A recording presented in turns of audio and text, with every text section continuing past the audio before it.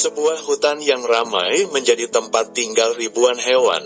Hidup seekor jerapah yang bersifat angkuh dan suka semena-mena. Ia merasa menjadi yang paling hebat dan gagah di hutan itu. Seringkali ia menampakkan lehernya yang panjang dan kakinya yang jenjang sembari membanggakan diri. Hal yang semakin membuat hewan-hewan lain di hutan itu jengkel adalah sifatnya yang suka menindas. Salah satu korbannya adalah domba dan kambing yang sedang kehausan. Karena kehausan, ketika melihat sungai mereka merasa sangat bahagia dan segera mendekati sungai untuk meminum airnya yang segar. Keduanya tentu saja sangat berbahagia. Hanya saja kebahagiaan tersebut tak berlangsung lama. Tiba-tiba muncul jerapah sembari berkata, "Kenapa kalian seenaknya meminum air di sungai ini? Sungai ini bukan milikmu." Domba pun berusaha berani melawan jerapah dengan berkata, "Sungai ini juga bukan milikmu." Tak terima dengan domba yang melawan, jerapah mendorong tubuhnya menjauhi sungai. Domba dan kambing pun meninggalkan sungai dengan sangat kecewa. Tak berhenti sampai di situ, keesokan harinya ketika domba sedang mencari makan tiba-tiba jerapah datang sembari menggosokkan kuku-kukunya ke bulu domba.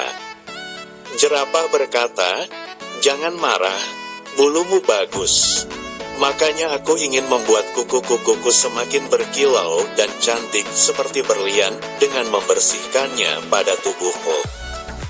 Domba tentu saja kesal.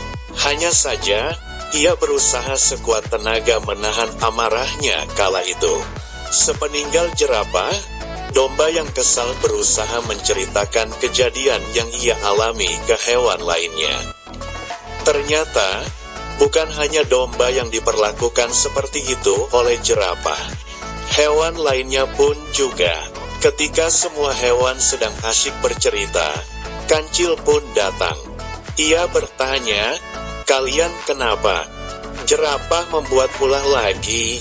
Kambing yang sempat menjadi korbannya menjawab, "Iya. Coba lihat tubuhku yang kotor. Dia bahkan mendorongku sampai terjungkal tadi hanya karena dia ingin lewat tanpa diganggu jalannya oleh kehadiranku." Kancil menyahut, "Sombong sekali dia. Aku akan beri dia pelajaran." Kancil pun menemui jerapah. Ia pun menantang jerapah untuk lomba lari. "Hei jerapah, kau penguasa hutan ini bukan? Kalau iya, kamu harus menerima tantanganku untuk lomba lari besok." "Oke, siapa takut, aku akan datang. Lagi pula, kakiku panjang, pasti aku akan menang." "Jangan khawatir, aku akan datang," kata jerapah menanggapi kancil.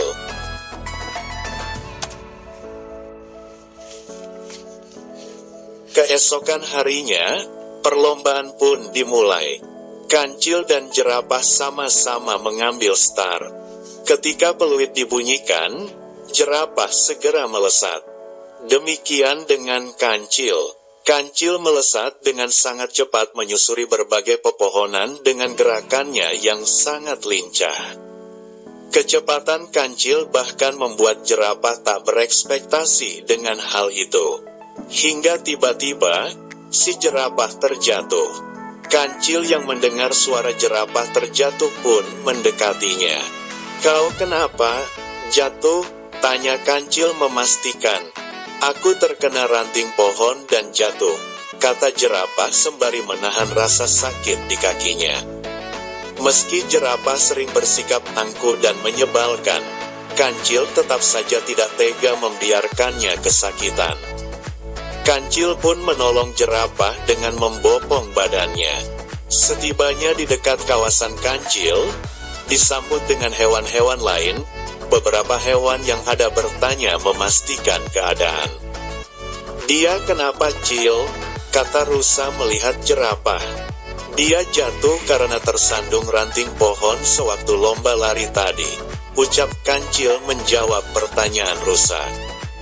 Meski banyak hewan yang kesal dengan tingkah laku jerapah selama ini, namun hewan-hewan di sana tetap memiliki rasa iba terhadap jerapah. Kambing membuat ramuan untuk jerapah, sementara domba mengobati lukanya. Jerapah pun bertanya, "Aku sudah menyakiti kalian. Kenapa kalian masih sangat baik kepadaku?" Domba menjawab, "Bagaimana menjengkelkannya kamu? Kamu tetap penghuni hutan ini dan kami sebagai sesama penghuni hutan wajib menolongmu." Mendengar jawaban itu, jerapah menjadi tahu bahwa semua penghuni hutan sangatlah baik. Jerapah pun berkata, "Maafkan aku ya atas kesalahanku pada kalian. Aku janji, aku akan bersikap lebih baik dan tidak akan semena-mena lagi." Semenjak kejadian itu, hutan menjadi damai. Jerapah tidak lagi menyombongkan diri dan menjengkelkan. Semua hewan hidup rukun dan akur.